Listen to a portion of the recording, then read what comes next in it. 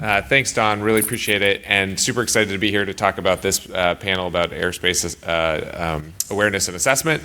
I'm Joel Roberson, as Don mentioned, at Holland Knight. Pleased to be a sponsor of this event and to have Allison and Chris, my colleagues here from Holland Knight as well. So as a country, we aspire to be the leading country in the adoption of new aviation technologies. But in order to do that, we need to have intimate awareness of what's happening in our airspace and how to assess any potential threats to the safety of that national airspace system. So with these new technologies, they present new challenges for airspace awareness and assessment, and we're going to break that down for you in this panel today. So in order to do that, we have one of the best panels of the day, and their bios can be accessed online, but you can, we're going to go through very quickly to do introductions so that you have a sense of who's sitting in which chair before we dive into the conversation. So Colby, can we start with you? Sure. Colby Free, VP of Product for Airspace Link. Essentially, my job is to listen to folks like you and to get a better understanding of those rules, regulations that are necessary to ensure the operation of drones are safe, legal, and in harmony with the communities that they operate within. And we do that through a platform of technology and data that essentially enable the operator with all the information, insights that they need to be able to make the best decisions through those operational life cycle processes and kind of meet that ultimate goal. Good afternoon. Lori DeMatteis. Been in the industry about 4.5 years. I just realized that this morning going, wow, time has flown. MatrixSpace, we make the world's smallest radar. We are doing air surveillance, ground surveillance for both commercial and military. Good afternoon. My name is Tom Adams. I currently work at High Point Aerotechnologies in the program management area. I'm also the co-architect of a counter-UAS industry website. Prior to all this, I was working with DOJ doing counter-UAS missions around the homeland. Good afternoon. Matthew West from Hawk Aerosafety. We do aviation safety and risk management, safety management systems, and emergency response planning. Hi, everybody. I'm Abby Smith. I'm the founder and CEO of Andersmith. Andersmith is a small consulting firm, and by small, me, because I started 6 weeks ago after I retired with 33 years of federal service. Yeah, and I have to say, Club Fed is awesome, and I'm really excited about Club Public Sector, or private sector. Anywho. Right before I retired, we had just wrapped up the detection and mitigation ARC, and I was the FAA chair and sponsor of that aviation rulemaking committee. So also we'll talk about some other fun regulatory stuff. Jeff? Excellent, great. Jeffrey Starr, Chief Marketing Officer of D-Fend Solutions.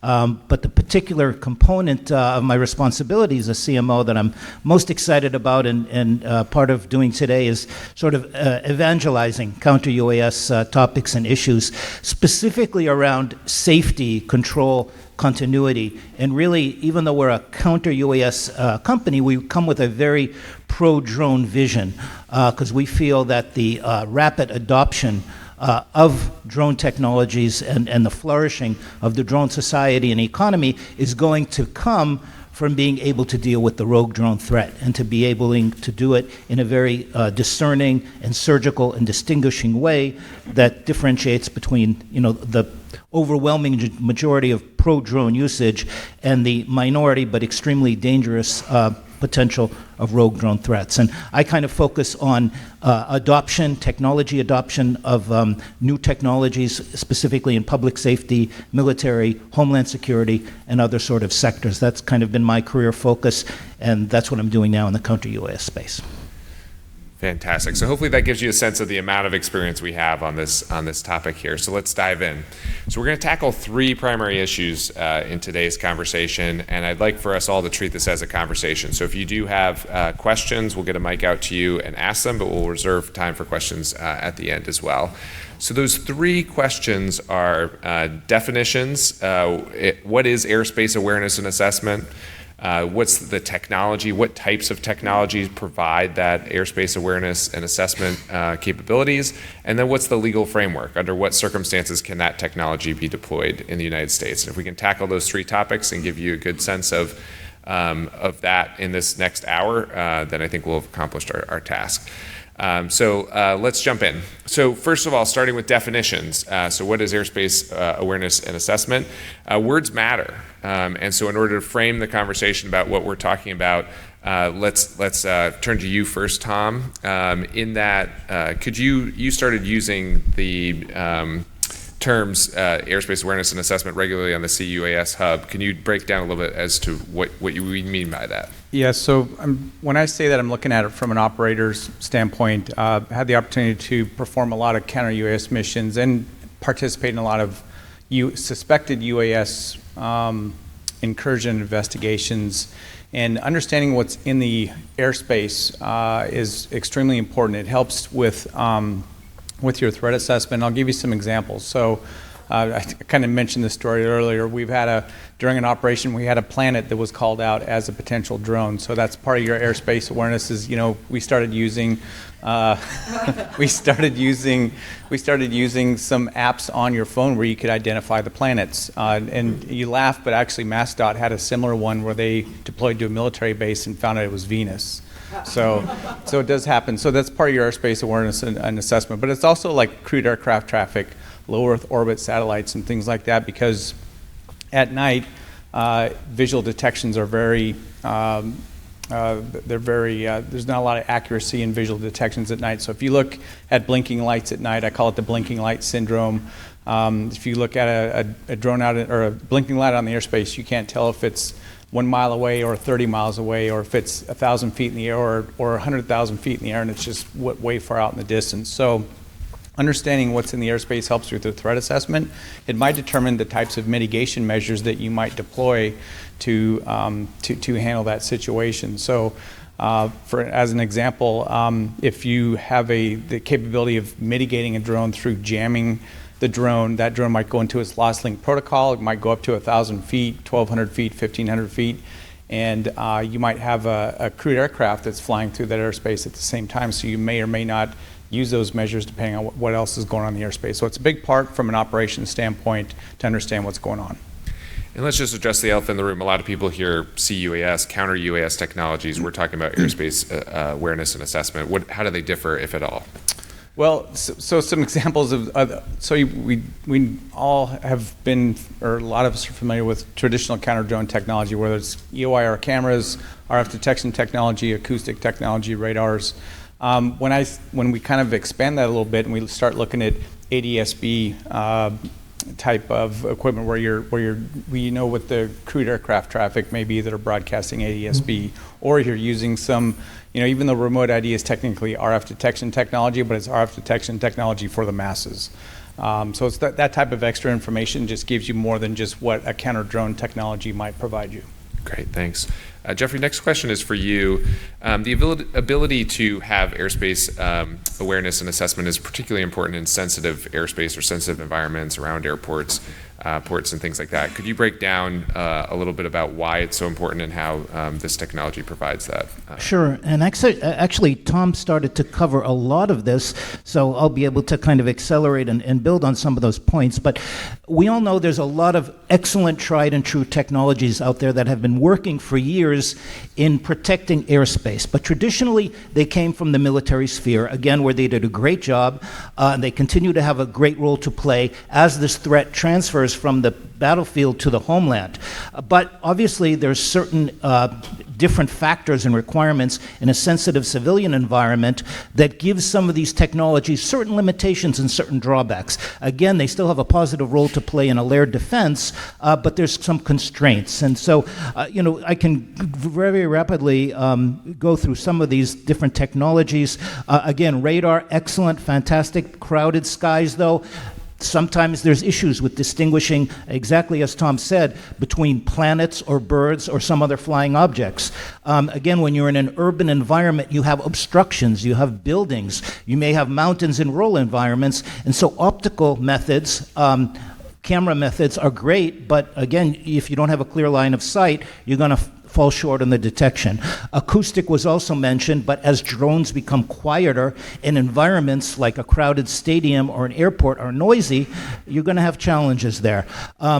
We also, Tom also mentioned traditional RF technologies, where again, when you're triangulating or using different methods, the exact location precision is going to be challenged. You're not going to be completely there. But all of these technologies are now challenged above and beyond that by the fact that the skies are getting crowded with positive, beneficial drones, often used by the same players who are tasked with detecting. So that's all just on the detection side, but on the mitigation side, the challenges are even more immense.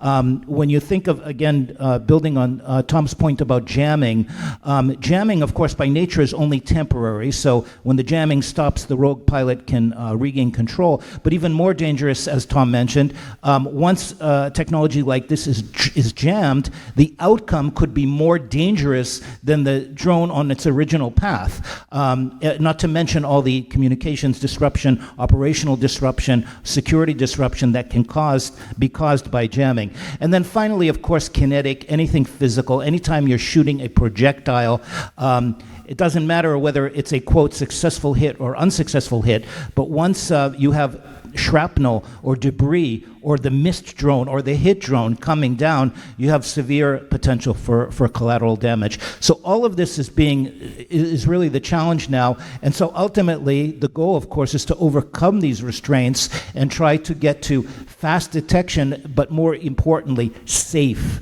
mitigation that's going to allow for some kind of continuity of operations. Yeah, thanks, Jeffrey. That was a fantastic breakdown. So maybe we'll just come back down the line, Abby, and talk to you a little bit. You mentioned you've were 30 years in public service. When it comes to the FAA's management of the airspace, they want to enable us as the flying public to be out there, general aviation, to get in the national airspace system. But tell us a little bit about how FAA views airspace awareness and assessment, and how the agency looks at this type of technology. Well, of course, I heard earlier today about, it was music to my ears when people were talking about preeminent domain. I was like, oh yeah, that was me 6 weeks ago. So we really take pride as the FAA, as the owners of the National Airspace System, and we delegate airspace to military for military use, but we control everything else, basically blade of grass on up. And so we take our airspace seriously and we take our surveillance seriously. What we use in FAA is predominantly radar. And Jeffrey and Tom both talked about the limitations of radar, and I know that and I don't know how many people in this room have been asking to share radar data with FAA to augment or complement whatever airspace awareness tool technology that they have. I can say this now that I'm not in the FAA. I'm so for that because, and I know that it's not just FAA's ambivalence around this, it's also other national security partners. The irony being that in a covert operation, that's something that could easily be redacted in a real-time feed out of the system. And so I think, like so many things, it's a conversation as policymakers that we need to have over and over and over again until the energy and anxiety level comes down into a space that we can make some smart decisions about responsible sharing of radar data so that we aren't unnecessarily proliferating radar, understanding that FAA's radar is going to be limited. I don't know if that addressed your question or not, but that's just giving people a sense of what it is. Think about Shrek. Got layers, right? He's like an onion, he's got layers, but surveillance is got layers too, and layers in specificity. Hard to say this late in the day. Yeah, No, that's great. And Matt, maybe for you, like when we think about the safety of the National Airspace System, your company is very focused on safety. So how does Airspace Awareness and Assessment help improve and maintain the safety of the National Airspace System? Sure. So my company works a lot. We're 50% uncrewed, 50% crewed. So working a lot with air ambulance operators, medical, law enforcement organizations, and kind of Part 135 charter organizations. So for me, the awareness piece is really about it's about the end user. Are we looking for a negative, I forget the term, actor, when we say a negative actor? A bad actor, thank you. The easiest term, right? The English guy who can't speak English. Negative sounds much better than bad. Oh, thank you very much. but as a crewed aircraft operator, for me, it's more the threatening operator. By assessing the airspace, what is the immediate threat to my operation? If I'm flying power line patrol, what is the immediate threat to me in terms of UAS? And I'm a UAS operator too, right? I don't know if you saw on social media recently the video that had a UAS operator who was doing a patrol of a tower, and they were on the same set of lines as a helicopter, which was also patrolling the same lines. And they worked for the same organization, and that's a failure in their internal SMS. So that's just textbook. You've got two operators of different airframes on the same piece of line, and they had no idea, no awareness that they were both in the same section. And I think the conversation around the threat of a drone and its impacts on a helicopter, I think we've seen, we all know what occurs there now. So for me, it's and we've used the term in the past, infrastructure masking, right? I can fly my drone within a certain distance of the power lines because I expect there not to be other actors in that area unless they're directly related to that mission. But in that case, what if it is an actor that's involved in exactly the same mission as you? So for me, it's looking at those kind of threats, immediate operational threats. I don't know if that answered the question at all, but having 1 foot in the UAS world and 1 foot in the manned world, it's kind of interesting, especially working now closely with air ambulance operators. And it's usually thankfully not the commercial folks that are the actors in this case. It's usually the recreational folks who don't understand the impact of having a DJI and Mavic over the helipad while the helicopter's got a patient on board coming in at nighttime. That helipad looks real pretty at nighttime, all lit up, but suddenly we've got 3 aircraft stacked with critical patients on. So assessing the threat immediately to the operation is kind of key to, especially the things that we do. Thank you, Matthew. So next question will be to Colby. So we've now got a good sense of when we refer to airspace awareness and assessment, we know what that is, what we're talking about. So now let's talk about let's dive a little bit more into what the specific technologies are that are providing these solutions to the United States. So Colby, when we think about airspace awareness and assessment, that's a lot of data that is going to be required to be collected, assessed, and addressed in certain circumstances. So this could be daunting for a drone operator or a company that's trying to manage a fleet of drone operators. What type of airspace awareness and assessment technologies exist to help companies manage through that? Yeah, that's a really good question. As you can imagine, there's a lot of different use cases for UAS out there that operators are focusing on, and that comes with different sets of ConOps, and those ConOps really drive different types of processes and concerns and maybe risks that are associated with that given operation. And it's one of the things that we try to focus on. And those risks, just to kind of categorize some things a little bit, that could be a regulatory risk, that could be a policy risk, maybe that's even a community acceptance risk, but risk nonetheless. And as you can imagine, there's a lot of decisions that need to be made to ensure that those risks are effectively known and monitored and properly responded to and ultimately mitigated. And in order to do that, it takes a lot of information. That's a tremendous amount of data. And you need to be thoughtful in making sure that you're not only identifying and validating what the appropriate data is to be able to apply to those measures, but you're also sourcing them correctly. The good example is as a LANCE, low altitude authorization notification capability provider, worked with Abby quite a bit back in the day, only 6 weeks ago, back in the day. But, we sourced authoritative data from the FAA to apply to our applications workflows to enable the operator to ensure that they're regulatorily compliant as it relates to Part 107 rules, as an example. As it relates to your question, the data that are coming in for any number of use cases across, a spectrum of operational requirements, it can be coming from surveillance sources, it can be coming from aeronautical charts and graphs, it can be coming from even local sources or commercial sources like True Weather was talking earlier, and whether that can be an application. The tricky bit in this, in terms of the technology, is there's a real need to be able to source and aggregate those data, and then put the platform in place to be able to process those data in a way that they can be used in totality, right?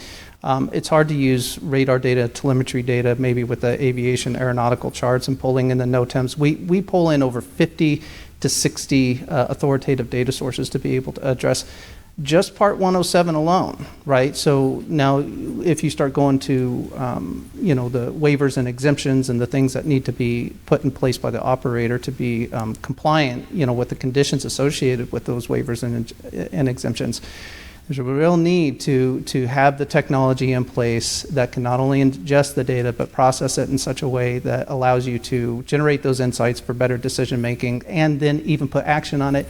And the last thing I would say is to scale it. And I think it's interesting, Dawn changed the name to Dawn of Drones to Dawn of Autonomy. Agree 100% with this on account of the fact that for UAS to truly scale to its fullest potential, you've got to be getting into the autonomous game. And that means you're applying data in a way that's taking the human out of the loop, right? Our cognition to be able to make those decisions, and you're putting processes in place. And I think that's where the AI, ML is probably going to be playing a pretty significant role. So that's where I would end, is that's a important, I guess, spectrum of considerations when it comes to the technologies. Yeah. I'll stop talking now. No, thanks, Colby. But it makes sense, like being able to pull all that data together for someone who's focused on the safety of the operations, but to be able to leverage that with a service that, like what Airspace Link has provided, is immensely valuable. So, Lori, I'm going to turn to you to pull together a couple more threads here. Okay, so Abby talked about how the FAA relies primarily on radar. We've talked a little bit on the last panel about artificial intelligence. So could you talk a little bit about what your company is focused on with marrying those two things up, using radar, artificial intelligence to help provide airspace awareness and assessment technology? Absolutely. So I think what we're doing is a little bit like what we've been talking about all the way through from this morning. We're taking information and we're making it smarter and more intelligent for the end user. Now, you can talk about taking the human out of the loop, and then that gets scary. You can talk about AI outsmarting the world. That gets scary. So I'd like to go back for a second and take us to 1900s when we talked about the automobile. We said it was exploitive. We said it was going to lose jobs. It was going to degrade the human. It was going to cause and wreak economic hardship and all sorts of environmental impacts. Now we're 100 years later, 100 plus years later, and now where are the automobiles? It's been a very successful. We've created more jobs, we've created more opportunity. So I want us to think about AI and machine learning as a place to make more intelligent decisions. We talked about this with IoT. We all got all scared about IoT and what IoT was going to create at the edge. And I was part of that in 2008 with some of the government bodies. Now we fast forward, now we're talking about AI and machine learning. What we're doing is we're handling and giving more information.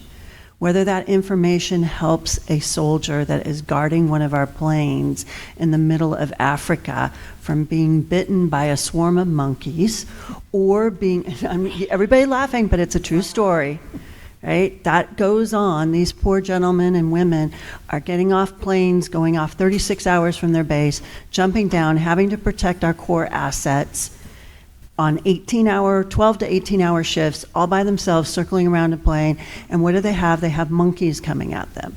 So can we give them more intelligence to tell them that a monkey attack is going to happen and that they need to do something immediately, and also jump on the plane and till they're gone, right? Can we help our team members protect ourselves?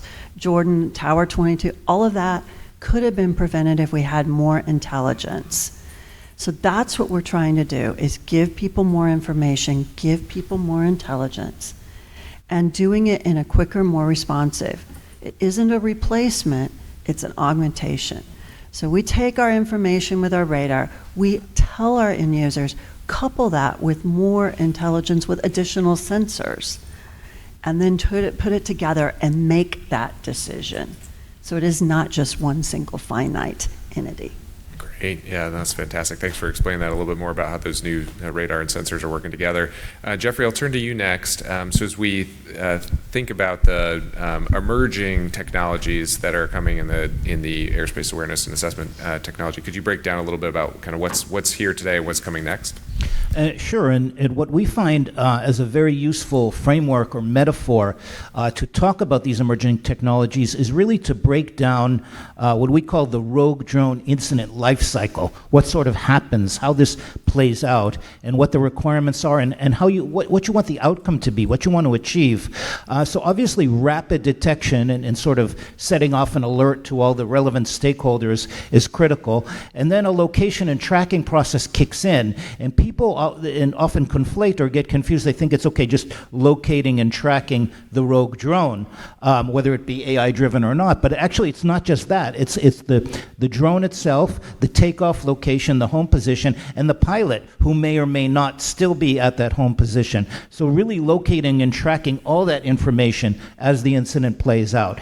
Identifying it. Different types of drones are going to represent different types of threats. Is it a dangerous drone? Is it a small, cheap toy Wi-Fi drone? Does it have a heavy payload? What kind of capabilities? Can it travel the long distance?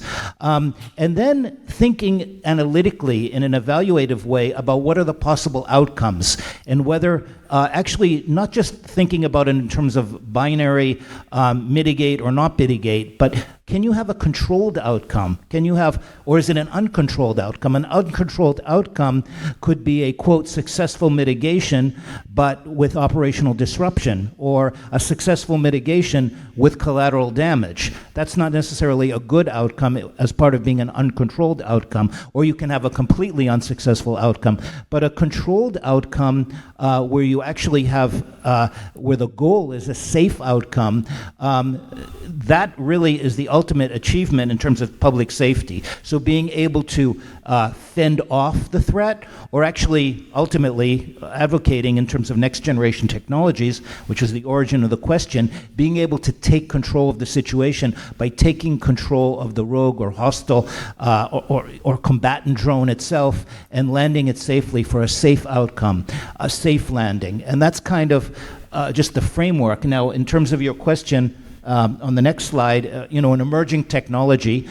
We talked earlier about many of the different technologies, and still, again, I think there's an emerging consensus about an escalating process of technologies depending on the rising threat or how the situation plays out. But ultimately, a new technology, a new category of technologies is going to be focused more on these values in terms of being able to control the outcome and a focus on safety and continuity. So, of course, one of the mix is next generation RF cyber technology as another element of it, where you can actually detect and ultimately, of course, provided with the authorized staff and the regulatory framework, take control and land the drone safely in a designated zone. So non-jamming, non-kinetic, no line of sight required, and ultimately that becomes, for example, an emerging technology that can address a lot of these concerns and threats that the whole panel has talked about that have migrated with the increasing proliferation. So that's just one example of an emerging new category technology to deal with the threat in public safety. Great. Thank you, Jeffrey. Matt, I'm going to ask you a question. So one thing we haven't talked about yet is remote identification. As many of you know, that those authorities are going into place now. Could you break down what remote identification is and what it's good to be used for and what it may not be able to be used for? So remote identification, some of you have heard it probably as the digital license plate. So baked into new drones now, we have the technology to identify the location of the actual aircraft and the operator. Older legacy drones will have to have the module installed. So I had an interesting conversation 2 weeks ago. I was in Florida at the Airborne Public Safety Association safety seminar, and I was talking to a sheriff's department and a police department in adjoining areas, and they can identify that they both had drones up, but had no idea that they were law enforcement. They can just tell there's a drone up. So okay, what are we actually achieving? We can tell that there's an aircraft in the air where the operator is. But are we sure the data itself is accurate? Anyone familiar with spoofing and having incorrect data going out? If any of you are bored in one evening, you can get a Raspberry Pi device offline and some software, and very simply, very short time, you can have 20 aircraft flying in the air virtually. So is it a great solution? For now, I think it's one of those steps that is necessary. We do need to be able to identify aircraft up in our national airspace system, just like we use ADSB. One of my first flying jobs in helicopters was flying for a company called Sundance Helicopters in Las Vegas, flying to the Grand Canyon. And we always had the ADSB out on the aircraft, so air traffic control knew where we were and could identify us. But then we had the aircraft equipped with ADSB in, so we could see the other aircraft. Suddenly I'm in the Grand Canyon, and the awareness of knowing all these other aircraft are suddenly around you is quite scary. I'm a professional aviator, and suddenly I know that I've got half a mile spacing from the aircraft in front of me, but suddenly having that extra awareness of what is around you it's a great tool. As a professional UAS operator, having more awareness tools is never a bad thing. And every operator I work with, I advise they get an external ADSB receiver, and using apps like 4Flight, or there's a multitude of apps out there now where you can actually see aircraft in the local area, crewed aircraft with ADSB. I've even seen operations using Flight Radar 24 and things like that. But the new UTM softwares, have all this capability, but you can never have too much awareness. So going back to remote ID, I think it's a great stopgap measure for now. I think there's a lot of development that has to come on, because it's a low-powered transmitter that is going to rely on us, having a good connection with the aircraft. It's, subject to interference. And would anyone disagree with me on the panel?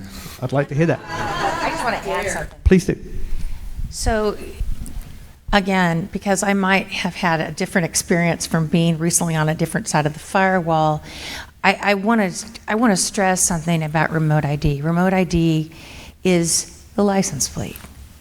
And remember I said that airspace has layers? Well, so does security. And so that's one layer, because it's an awareness. Is it perfect? No. And I worked with Chris, who's in the back row back there, when he was on the Hill, and so he knows some of the painstaking things that it takes to implement the blessings of liberty and democracy. And part of in getting the remote ID rule across the finish line, there was tremendous compromise. It was the most commented FAA regulation in the history of the FAA. There were over 56,000 comments received on that rule, many of which were so filled with profanity that you probably would need an X rating on this workshop for me to tell you what people had to say. So it was a start. There's another rule that's coming out that we can talk about in a little bit that's another layer, and there'll be other layers. And I think that remote ID in the next several years will get additional teeth as our country becomes more unified from sea to shining sea with internet, because that was one of the compromise challenges that we had. Thanks, Abby, for that additional context. That's a good transition. So we set out to do three things: define what airspace awareness and assessment is. We would define what technologies exist and what is coming next. The third thing we want to do is talk about what are the legal authorities to deploy this technology here in the United States. And as we've talked about it several times throughout the course of the day, law and regulations often trail behind technology. That is also the case here. And so when we think about this technology, which obviously has lots of good in protecting and safeguarding the national airspace system, there's also a lot of challenges with deploying that technology within our existing legal and regulatory framework. So I'm going to look to Abby and Tom here at the beginning because they were leaders in the detection and mitigation arc, to talk a little bit about the U.S. current legal and regulatory framework for airspace awareness and technology. I'll let you guys decide who to. You were All right. Not an attorney, by the way. So yeah, I'll talk about it. And I was on a panel earlier today where there's some information that wasn't entirely correct that was put out, but there's basically 4 federal agencies that have authority to use technology that would otherwise violate federal law. That's Department of Defense and Department of Energy. They each have their own separate authorities that were given to them separately, and those don't have a sunset. They're not going through what DOJ and DHS are going through, which they have their own separate authorities that were provided to them back in October 2018. That has expired multiple times.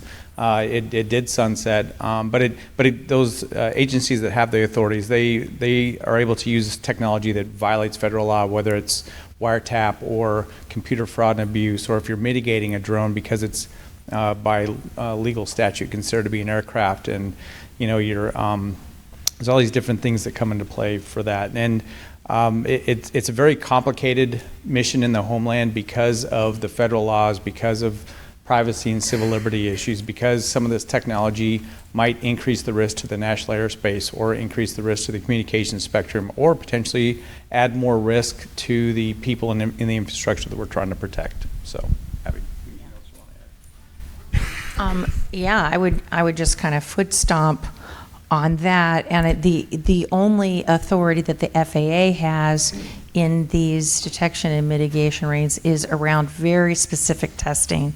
And I'm looking at my friend Kathy Cahill, who runs a COSI in Alaska, research and development, and a test site, and a beyond site. And we tried unsuccessfully for about 3 years to be able to test some counter measures, which would have been good for public knowledge, but because we couldn't get through legal hurdles for pre-existing law that had unintended consequences for counter testing, even though it was for the good, we couldn't make it gooder.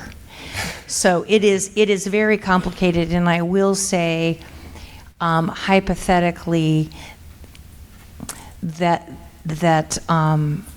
there are national security measures that would be extreme that could be taken, but I will say, having seen some operations in the past, the due care that the military, the Department of Homeland Security, the Department of Justice, and the Department of Energy uses, they are incredibly restrained.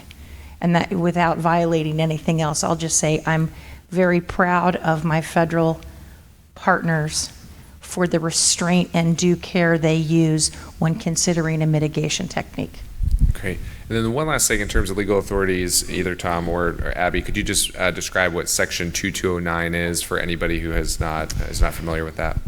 Section 2209, let me say, is maybe one of the reasons I retired. No, it's not. It's not. But that said, when you say "but," it negates everything that you said before.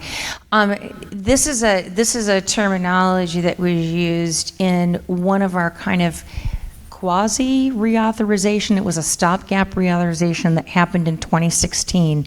And what it said, and at the time there was a lot of energy with certain critical infrastructure companies pressuring the Hill to provide relief from having drones fly over them.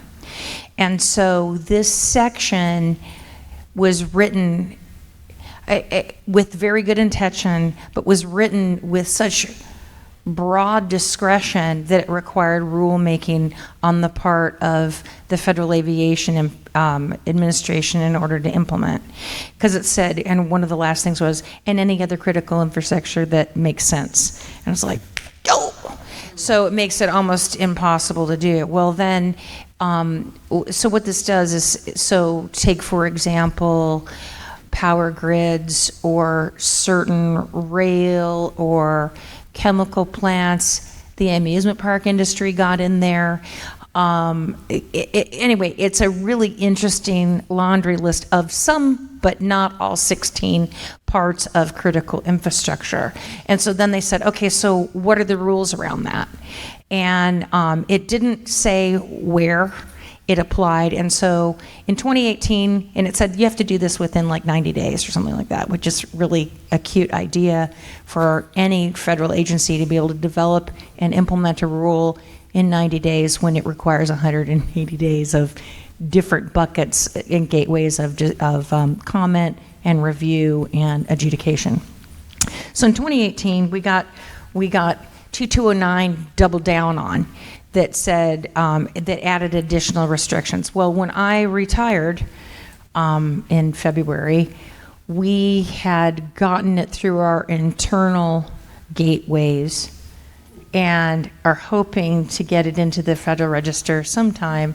When, you know, I was quoted in the work at a place at a drone thing that I did the day before I retired, and I said, well, I think maybe in early fall. I don't know at this point. I don't know if there's been any movement. I was on vacation, but there's the license plate was remote ID. 2209 in very plain language is a fence. It's a virtual fence. That's all it is. It's Great. not going to stop anything, but it's going to provide a legal framework for people to take action if someone trespasses. Great, thank you for breaking that down. Lori, we're going to go to you next. So we've talked a lot about the legal framework and regulatory framework for operations dealing with the Federal Aviation Administration. We haven't yet explored on this panel the Federal Communications Commission. And so with the development and deployment of your technology, could you share with us a little bit about your regulatory journey that you had to go through with your technology with the FCC? Absolutely. I think as everybody has said today, we do a heroic job. Our government team members with the FCC and the FAA have to go through a lot with very limited resources and very limited support in a lot of ways. The FCC has a process that I really subscribe to. You go through a certification process with your product, you testify or you show bam, bam, bam, these are our attributes, these are the different characteristics. A testing lab, a third-party independent testing lab tests it, and then you produce the results along with their letter, and you send that over to the FCC. Now, I'm making a very simple process, but that's essentially what it is. Then once you get that, then they look at that letter, they look at the different things. Are you prescribing to the law? Or what band are you operating in? You go over to another organization called the NTIA. They go through and make sure that there isn't any conflicts from a DoD perspective, and then you're granted your certificate of approval.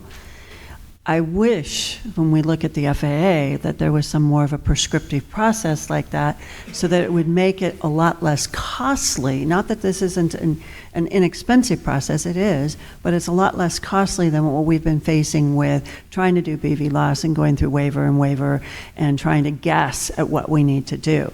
There is a prescriptive 1, 2, 3, you follow 1, 2, 3, and then you can walk your things through. Now, of course, there's all kinds of industry comments, all those things come into it. But at least there is a prescribed process and steps. I think, honestly, that where we are as a country, I hate right now picking up my phone because people from all over the world call me and say, gosh, why are you so far behind? Why can't you guys do things faster? Why can't you get out? We've heard today about what China has approved. We've heard today what's going on in Latin America. You heard Zipline talk about 30,000 deliveries a month. Are we doing deliveries in this country? Very few. So I think where we got to go is we have to think about, from both of those perspectives of the FAA and FCC working together and the industry working together, about how do we go to the Rural Telecom Act, how do we go to the Rural Internet Act, how do we go back to the Rural Electric Act, how do we bring this across the country faster with the support and the funding that the government needs to be able to help regulate. My biggest fear right now is not this industry causing a problem, but it's every Tom, Dick, Harry, Mary, Jerry, whatever. I've got 7 different kids that are all under the age of 10 flying drones in my block right now. Costco sold in Danville, California at Christmas $150 for a DJI drone. Buy it as a Christmas gift for your kid. Nobody knows they got to be licensed. Nobody knows that they have to have insurance. Nobody is following any rules. They're just popping their kids and letting it go up. That's where the problems are going to come from. It isn't from all of us in the industry that are trying our best to hit different rules and sets. Great. Yeah, thanks, Lori. Thanks for introducing the FCC regulatory environment to this technology as well. Colby, we're going to go to you next.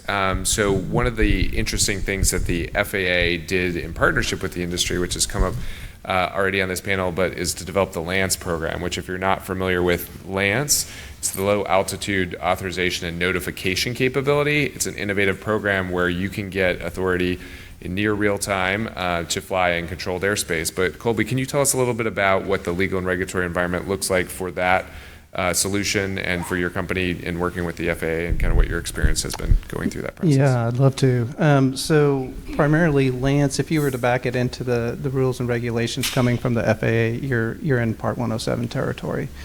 And one thing I would say is that it does begin with the FAA through their partners, the LANCE providers, but it doesn't stop there. And I think this is actually something that's really important that you just highlighted, is that a lot of people look to the FAA for that guidance and that capability, like a LANCE technology. But it doesn't need to end there. We at Airspace Link see that there's a real opportunity to be able to enable those state and local communities with that resource through their community communication channels to enable their constituents with those FAA-backed knowledge bases and capabilities like the LANCE offering. And be able to extend that into the communities using the community outreach measures that they have in place and traditionally use. That's a real important aspect to this because a lot of times when Susie gets a drone for Christmas, the parents don't know where to turn to get information about how to use that in a legal and safe way. And if they do, often they will turn to the local, public agencies, like either call 311 or go to the city website or go to the county website or even the airport website to see if there's anything that they should need to know, and they often find nothing. And that's kind of a role that we take on as a LANCE provider to go further in carrying that message into the communities and then enabling them with that information, that content that can be passed along. And that includes the regulations or the information, or even links back to the FAA with a lot of the good content that they provide the general public. But that's I'm glad you brought that up. I mean, that's an excellent point. And again, as a LANCE provider, we see our role going beyond just providing the technology. We see our role in enabling all the stakeholders that are out there and play a part in ensuring, again, legal and safe operations that are in harmony with those communities that they serve. Great, thanks, Colby. So we're going to move in a second here to lightning round. So be thinking about your takeaways that you'd like to leave the audience with. But before we transition to that, Matt, I just want to ask you a real quick question. You've worked with a lot of companies on helping them develop airspace awareness and technologies. Is there any regulatory hurdles that that they've experienced and you've helped them work through? And then we'll go to Jeffrey for lightning round. When it comes to regulatory hurdles, probably not so much, more technical, which I guess is the same thing, right, in achieving the regulatory hurdles. But I think the thing is, most of the organizations I work with are either trying to incorporate UAS into their crewed fleet, or they're completely standalone. And I think the approaches between the two organizations are usually completely separate. If they're a 135 organization, they're already pretty much squared away with the way they're going to assess the airspace, their risk assessment process, how it all feeds into their SMS. But when it comes into the UAS world, usually it's building the program from the ground up in terms of what they need to be addressing. And when SMS, I will always be pushing SMS to every operator, because it will change your organization. It won't be overnight. It'll be a long-term process. But in terms of the assessment process, the term professionalism is a tough one to bring up at a professional event. And we're all professional operators, or we try and act the highest level of professionalism. Those coming from the crewed aviation world, I think, have maybe a different view of professionalism in certain ways. And those organizations that you come into, and they already are crewed aircraft operators, operate at a certain standard or have a viewpoint. New UAS operators don't have that luxury often of looking at things in the same viewpoint. You have to forgive me, I'm not really a public speaker. I'm usually the safety guy buried in the basement somewhere with those dusty. You remember Fox Mulder? That was kind of usually my territory. But really that's something that I see is it's all about the framework and having it scalable too. COVID showed us that everything can change overnight, and in terms of scaling down an operation, we have to maintain that level of safety, and everything that we do has to be scalable up and down. And having a good SMS framework around that, and the risk assessment piece part of that, flight risk assessment tools are good. They're great. Having software tools is great. But what are we doing with the data, and are we using it effectively to further the organization? Great, thanks, Matt. So we're going to condense our lightning round and concluding remarks. So Jeffrey, we're going to start with you. If you could just leave the audience with your last thoughts, and if you want to give contact information or they could reach you afterwards, please feel free to tag that on the end.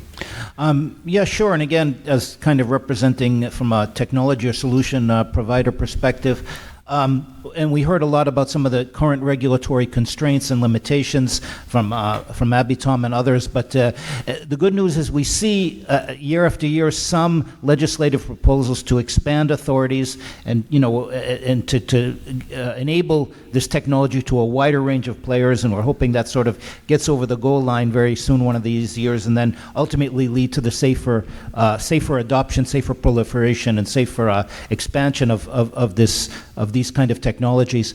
I just think that ultimately airspace awareness and safety is built around certain values. Controlling the threat, controlling the situation, controlling the rogue drone itself, safety, safe outcomes, safe landings, of course. Focus on the most dangerous threats, understanding the capabilities of what the hostile or rogue operator and drone is about, whether it's their payload capabilities or their distances, and ultimately being future-proof. The regulations and the technology have to worry not just about what's happening now, but about the emerging threats of the future. For example, there are already now rogue drones or hostile drones using AI that can evade kinetic methods and evade jamming methods. So these have to be overcome. And ultimately, our point of view is what we're really trying to achieve is not just dealing with an incident, but preventing an incident and enabling continuity to ultimately prevail. Thanks, Jeffrey. And Don's giving me the signal here, so we need to keep our closing comments short and work our way down the line. But thanks for the comments, Jeffrey. So I'll be real succinct. I think that one of the important things to remember in all of this, when you think about whether it's a compliant, friendly drone or a bad actor, drone, slant person, there's a risk continuum. And I think it's really important that one size fits one size. Everybody else looks stupid in it. And I think our ability to be creative is way more important than our ability to be fearful. And so I think we need to be courageously creative. And the best way to get a hold of me at Andersmith Solutions is right now on LinkedIn. I'm Abigail Smith. Half of you, I think, are already in my network, but you're probably my second, and that's the best way to get a hold of me. Great talking with you. Build a safety management system, assess your risks, look for your risks. The data is fantastic. Go from being reactive to proactive to predictive. Love it. You find my details on LinkedIn, add me on Matthew West or hawkaerosafety.com. So when it comes to airspace awareness and protection or counter UAS, I'll leave you with this. You all are, in order to perform this mission, the first thing you have to do is educate yourself, and you all are doing that here now. But it doesn't just include counter-drone, traditional counter-drone knowledge and education. It includes understanding of the entire airspace and the other things happening in the airspace with AAM, UTM, all this other stuff. So keep doing what you're doing. Like to see something around an airspace awareness tool, like what you've been building, so that everybody can use it and everybody can see what's going on, because it will make the skies safer. Wow, a lot of good comments. So Colby Free, I think there's still only one on LinkedIn, so you can find me there. Or you can find me down at a booth, the Airspace Link booth. What I would say is this is a real challenge, and it's going to take all of us to figure it out. And one of the things that I really enjoy is just working with all the different stakeholders to try to solve this problem, or each one of the subsets of problems that are associated with, again, scaling drones legally, safely, in harmony with their communities. So if you have any ideas, we work with a lot of those stakeholders, federal, state, local, commercial, the operators. Like, that's kind of the name of our game. We want to enable them all. So if you have any ideas of how to address that, whether it's counter UAS or some of the data that might be a benefit, or integration with surveillance systems, would love to talk to you. So you know where to find me down at the booth or digitally on LinkedIn. Fantastic. Well, hopefully everyone agrees that this was a great panel that could break down airspace awareness and assessment. Hopefully you all learned a lot today. It's been a lot of fun doing this with this panel. Please, we'll stick around for a few minutes afterwards. Come up, talk to the experts on the panel, or find them, seek them out. I'm Joel Roberson with Holland Knight. You can find me on LinkedIn or on Holland Knight's website. But thank you, everybody, for being here today.